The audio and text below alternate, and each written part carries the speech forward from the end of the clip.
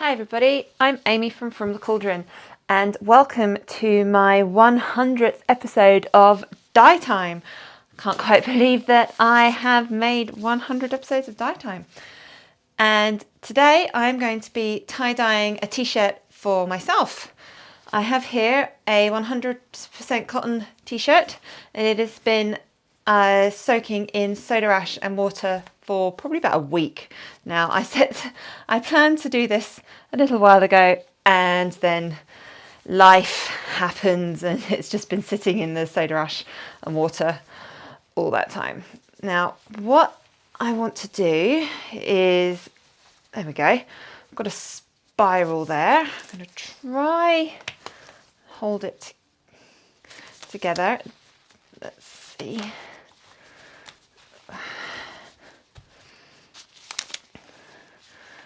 I never dye anything for myself, so I thought for the 100th episode I'm going to do something for myself and tie-dye a t-shirt.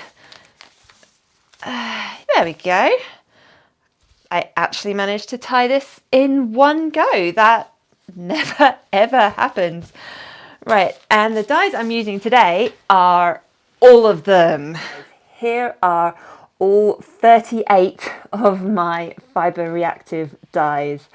There is a bit of a trend in one of the tie-dyeing groups that I'm in at the moment, which is using every colour that you've got. So why not do that for me, for my t-shirt? Okay, so I have the t-shirt in just one of my dedicated dyeing saucepans. I'm not going to be cooking this, but it's a nice sort of size to contain this t-shirt.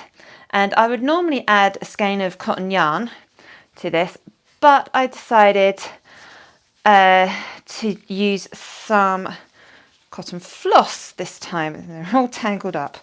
Here we go. I've got here, there's two in there at the moment. These are 100% cotton floss skeins. They are 6-stranded and they're perfect for things like cross stitching and embroidery. There we go, there's lost count. I think there's 4 in there. I think that'll do. And that's just to soak up any excess dye that might run off. My plan is to add this in sort of rainbow pattern. So I've got my gloves on, I've got my mask on, I've got a dedicated dye spoon. So let's just go for this. First one I'm using is Wisteria. This is a very pale purple that almost gets lost. I'm just adding small amounts like that all over my t-shirt. I'm not washing my spoon in between, but I have got this towel down and I'm just wiping my spoon off in between. So just tap small amounts. So I cannot quite believe that this is my 100th video. When I started doing this, I didn't think anyone would be interested and I'd give up maybe after 5 or 10 videos, but yeah, I'm really amazed that I've done 100 and yeah, here's to 100 more videos or even more. So, now this one I've got here is one of the Dharma limited edition for 2022 colours.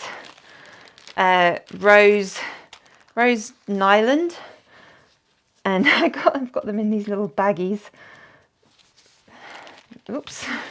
Now that's why I've put something down to protect my surface, because I've just spilt, I don't know if you can see there, yeah, just there on the edge of your screen, I've just spilt a load of powder.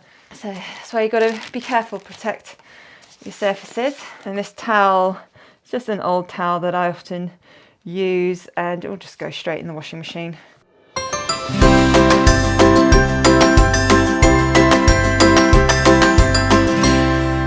And there we have it, all 38 of my dye. Now let's add some ice. Now I'm adding the ice so as a way to dissolve the dye and hopefully create some pretty patterns on here. I'm doing dye under ice. I put the dye on first, now I'm adding the ice. This is almost all the ice that I've got. Hopefully this will be enough. There we go. I'll leave it like this for now. There's a little bit of ice left. I will probably put this out in the sun because it's quite a sunny day at the moment.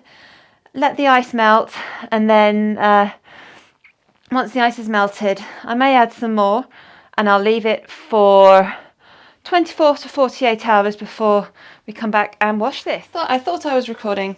I wasn't. Fortunately, I haven't actually unwrapped this yet. Let's see how this looks. Ooh, that is dark. Wow, that is lovely. Can't see all the colours, but that is a gorgeous rainbow.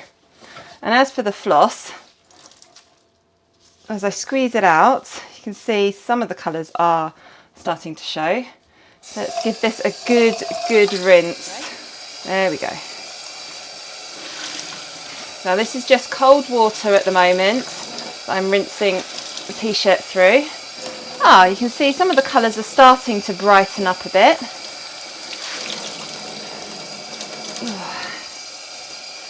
This will go in the washing machine, just with some old towels and things that I don't mind absorbing some colour, but yeah, this is looking pretty good, I think.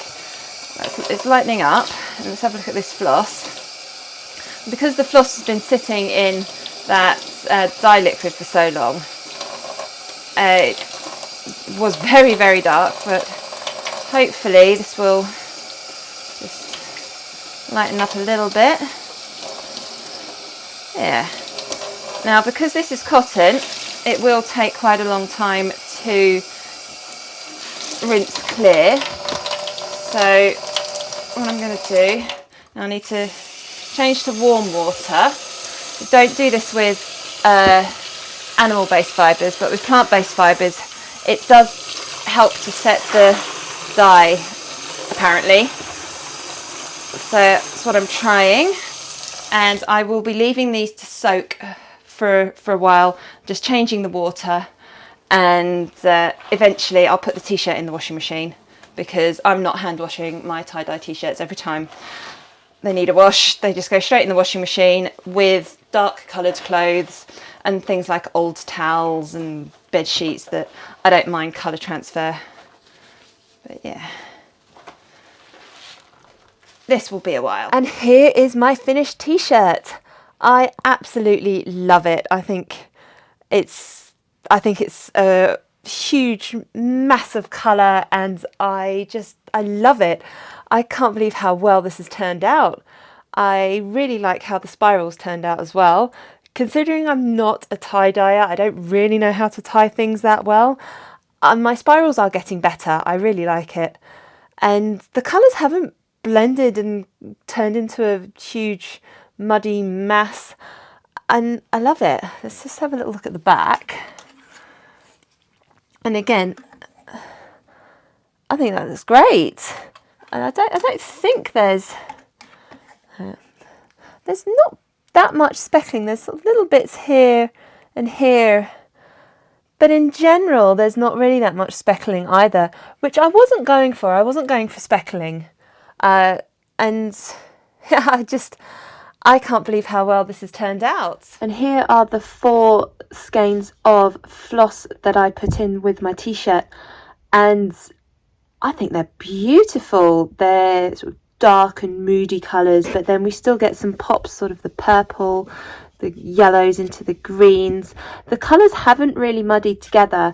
Like the t-shirt, they didn't really muddy together. They've kept their own colour, but they've blended really well together, and I just think these are absolutely stunning. Just have a look at this. So you've got the really darks, and you've got some pales there as well, some lovely pinks, but the dark hasn't taken over. There's a lot of dark blues on this, but you can see it hasn't taken over. Ooh, ooh, I really like that little section there. And see there's some just gorgeous colour changes in these. And just have a look at these two together. Just look, they're just, ooh, ooh, I really like that bright green. I think that's the lime pop, but they just work so well together. This will create some gorgeous cross stitch or embroidery. Thank you so much for watching this video, my 100th dye time video. I really can't believe that I managed to get to 100 videos. Thank you so much to everybody who has subscribed to my channel, who likes my videos, who leave comments. I really do appreciate it, and it's helped me get to this amazing milestone. When I started out, I didn't think I'd even make 10 videos, let alone 100. So thank you so much to absolutely everybody who watches and subscribes to my channel. If you don't already, please do click that subscribe button. I publish a new dyeing tutorial every Monday, usually between about 6 and 7 UK time. And I do like to do different things. I love challenges. This was a challenge from one of the tie dyeing groups that I'm in, to use every colour that you've got. I definitely want to repeat this experiment with acid dyes and yarn. I think I probably have too many dyes to do acid dyes and fibre reactive dyes on my yarn, but I would certainly like to try using every acid dye I've got on my yarn. Is this something you'd like to see? Please let me know down in the comments. Thank you so much for watching.